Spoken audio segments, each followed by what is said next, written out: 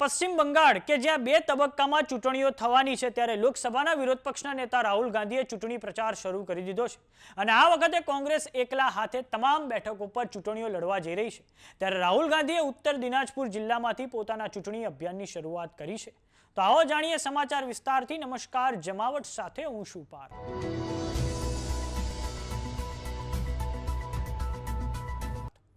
પશ્ચિમ બંગાળ લોકસભાની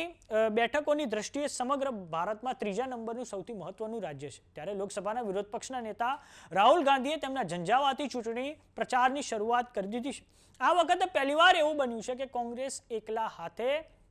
એટલે કે કમ્યુનિસ્ટ પાર્ટી સાથે કોઈ પણ પ્રકારના ગઠબંધન વગર રાજ્યમાં વિધાનસભાની ચૂંટણીઓ લડી રહી છે રાહુલ ગાંધીએ ઉત્તર દિનાજપુરના રાયગંજ આ પછી માલદા અને મુર્શિદાબાદમાં જનસભાઓને સંબોધિત કરી છે પશ્ચિમ બંગાળના ત્રણેય જિલ્લાઓ ઉત્તર દિનાજપુર માલદા અને મુર્શિદાબાદ એક સમયે કોંગ્રેસનો ગઢ હતા આ ઉપરાંત રાહુલ ગાંધીની સાથે આવનારા સમયમાં કોંગ્રેસના જનરલ સેક્રેટરી પ્રિયંકા ગાંધી પણ આ અભિયાનમાં જોડાઈ શકે છે રાહુલ ગાંધી આ ચૂંટણી પ્રચારમાં બહરામપુર બેઠક પરથી ચૂંટણીઓ લડી રહેલા અધીર રંજન ચૌધરી માટે પણ પ્રચાર કરવાના છે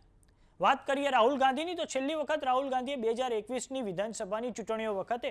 ઉત્તર બંગાળમાં પ્રચાર કર્યો હતો અને ત્યારબાદ 2024ની લોકસભાની ચૂંટણીઓ વખતે રાહુલ ગાંધીએ બંગાળમાં પ્રચાર નહોતો કર્યો અને તે વખતે કોંગ્રેસ કમ્યુનિસ્ટ પાર્ટી સાથે ગઠબંધનમાં લડી હતી અને 2024ની લોકસભાની ચૂંટણીઓમાં કોંગ્રેસને માલદા દક્ષિણ નામની બેઠક પરથી વિજય પ્રાપ્ત થયો હતો જો કે ભારત જોડો યાત્રા વખતે રાહુલ ગાંધી ઉત્તર બંગાળ અને દક્ષિણ બંગાળના કેટલાક વિસ્તારોમાંથી પસાર થયા હતા હવે વાત કરીએ 2021ની બંગાળ વિધાનસભાની ચૂંટણીઓ વખતની તો કોંગ્રેસનું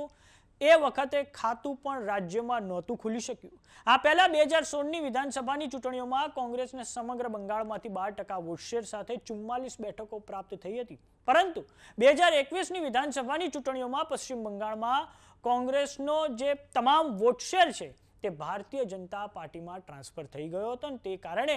કોંગ્રેસ 0 બેઠક પર સમેટાઈ ગઈ હતી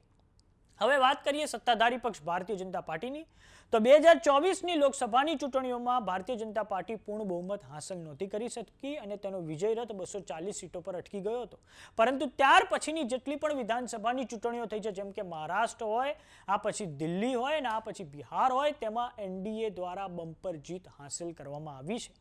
માત્ર ને માત્ર ઝારખંડમાં જ તેમની ઇન્ડી અલાયન્સ દ્વારા હાર થઈ છે તો હવે જોવાનું એ રહે છે કે શું પશ્ચિમ બંગાળમાં તૃણમૂલ કોંગ્રેસ મમતા બેનર્જીના નેતૃત્વમાં ભારતીય જનતા પાર્ટીનો વિજય રથ રોકી શકશે કે કેમ